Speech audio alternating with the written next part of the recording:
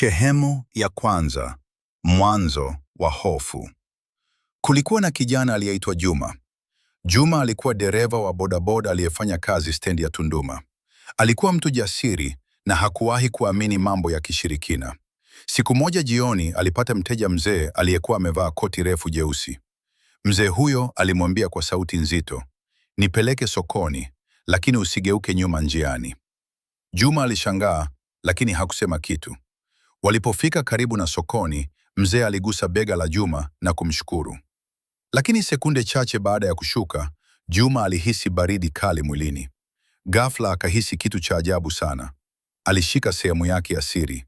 Haikuwapo. Juma alipiga kelele kubwa, "Nimeibiwa! Nyeti zangu zimepotea!" Watu wakakusanyika, lakini yule mzee alikuwa ametoweka kabisa. Sehemu ya pili. Habari zinaenea. Siku chache baadaye, matukio kama hayo yakaanza kusikika kila kona ya Tunduma. Mwanaume mmoja alisema alipoteza nyeti baada ya kupeana mkono na mtu sokoni. Mwingine alisema zilipotea alipopewa pesa na mtu asiyejulikana. Mji mzima ukaanza kujaa hofu. Hakuna aliyekuwa tayari kupeana mkono na mtu asiyejulikana.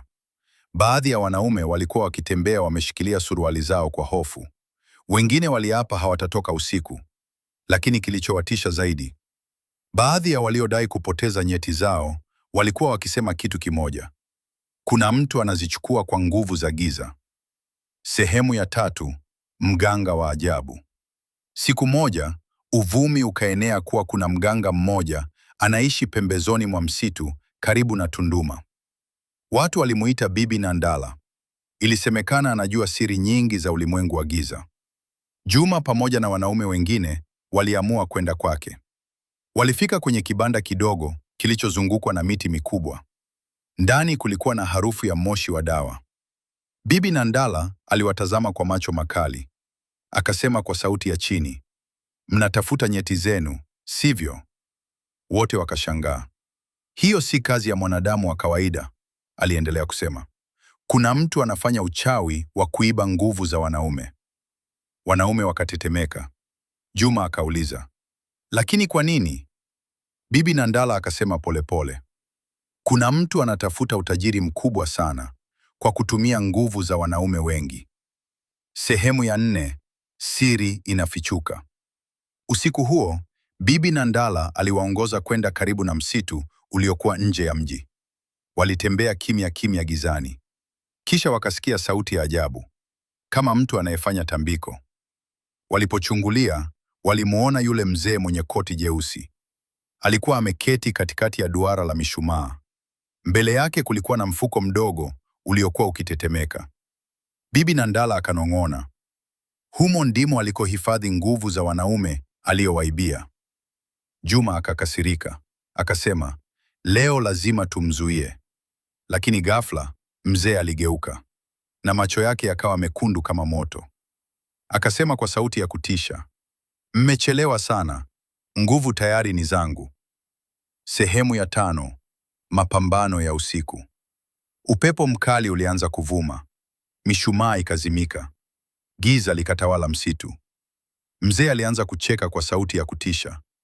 Lakini Bibi Nandala akatoa dawa kwenye kikapu chake na kuitupa motoni. Moto mkali ukawaka. Mzee akapiga kelele. Mfuko ule ukaanguka chini. Ndani yake kulikuwa na vitu vya ajabu vilivyofungwa kwa hirizi. Bibi Nandala akasema kwa nguvu, "Rudieni kwa wamiliki wenu." Ghafla, upepo ulivuma kwa nguvu sana na mfuko ule ukapasuka. Sehemu ya 6. Asubuhi ya ajabu. Asubuhi iliyofuata, wanaume waliokuwa wamepoteza nyeti zao walikuwa wakipiga kelele kwa furaha. Walidai kila kitu kilikuwa kimerudi kawaida. Lakini yule mzee hakuwahi kuonekana tena Tunduma. Wengine walisema alikimbia. Wengine walisema alimezwa na nguvu alizokuwa anazitumia. Lakini mpaka leo, wakazi wa Tunduma bado wanakumbuka tukio hilo la ajabu. Na wazee wa mji bado wanawaonya vijana wao, usipeane mkono na mtu usiyemjua usiku, kwa sababu siri za giza bado zipo duniani. Mwisho au labda mwanzo wa siri nyingine.